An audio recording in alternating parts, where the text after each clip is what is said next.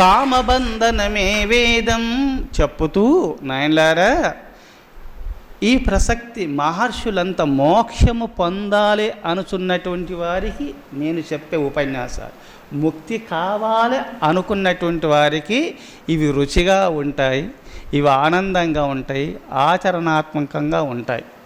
ముక్తి వద్దు, జన్మలు కావాలనుకున్నటువంటి ఇవి కుదరదు.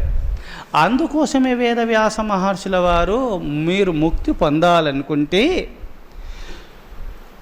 మీరు యస్తు కామాన్ పరిత్యజ్య త్యక్త కర్మ జితేంద్రియ ఆతిశ్చేష్టము నిర్మౌని సలోకే సిద్ధిమాప్నుయాత్ కామబంధనమే వేదం నాణ్యదస్తీయ బంధనం కామబంధనముక్తోయి నేహ్య భూయోపి జాయతే అని వేదవ్యాస మహర్షుల వారే చెప్పినారు.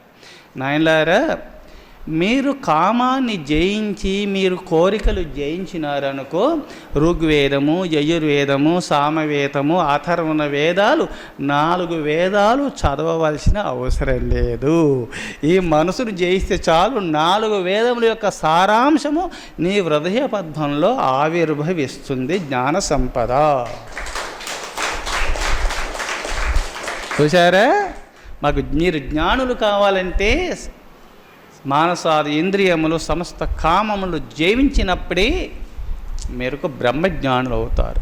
బ్రహ్మచర్యము నుండే బ్రహ్మజ్ఞానము సిద్ధిస్తుంది. బ్రహ్మచర్యము పాటించలేనటువంటి వారికి బ్రహ్మజ్ఞానము సిద్ధించదు. మరి ప్రబోధాలు పుస్తక జ్ఞానమే కానీ అది మస్తక జ్ఞానము కాదు.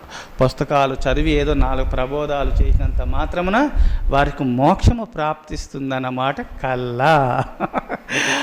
నువ్వు పుస్తకాలు చదవాల, దాని శ్రవణం, మననం, నిధిధ్యాసనం, దాన్ని చదివి దాని ఆచరణలో పెట్టుకొని, చదివి దాని మననం చేసి దాన్ని ఆచరణలో పెట్టుకున్నప్పుడే జీవుడు కైవల్యాన్ని పొందుతాడు.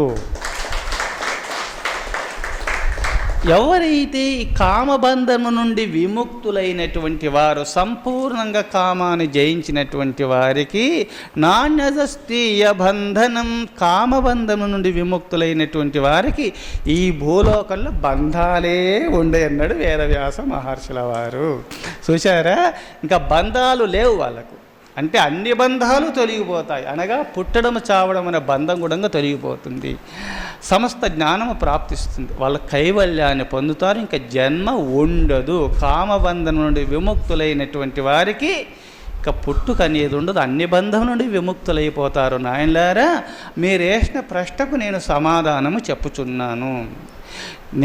కామబంధనమే వేదం నాణ్యదస్తీయ బంధనం కామబంధనముక్తోహి, కామబంధం నుండి విముక్తులైనటువంటి వారు ముక్తోహి, వాళ్ళు ముక్తాత్ములే, ఇంకా జన్మ లేదు, వాళ్ళు తరించినట్టే.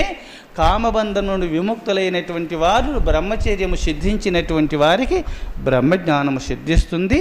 ఇంకా కడసారి జన్మ, వారికి ఇక జన్మ లేదు అని మీరు తెలుసుకోండి అని వేదవ్యాస మహర్షుల వారు ఆ సభలో అందరికీ ఉపదేశం చేసినారు.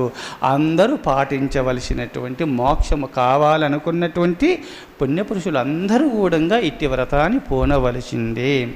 కామబంధన ముక్తోషి నేహ్య భూయోపి జాయతి, ఇంకా భూలోకంలో వాళ్ళు పుట్టారు.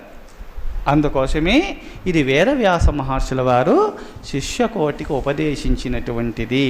అందుకోసమే మేము సిద్ధపురుషులము కావాలి గురుదేవా, ఏమైనా వ్రతము ఉన్నదా అని శిష్యులు వేసిన ప్రశ్నకు గురుదేవులు సమాధానం చెబుతున్నారు. అందుకోసము ఈ భూలోకంలో మేము సిద్ధపురుషులం కావాలంటే మౌనంగా ఉండాలి. యస్తు కర్మాన్ పరిత్యక్త్య త్యక్త కర్మాజి త్యక్త కర్మ జితేంద్రియ ఆతిశ్చేష్ట మునిర్మౌనే సలోకే సిద్ధిమాప్నుయాత్.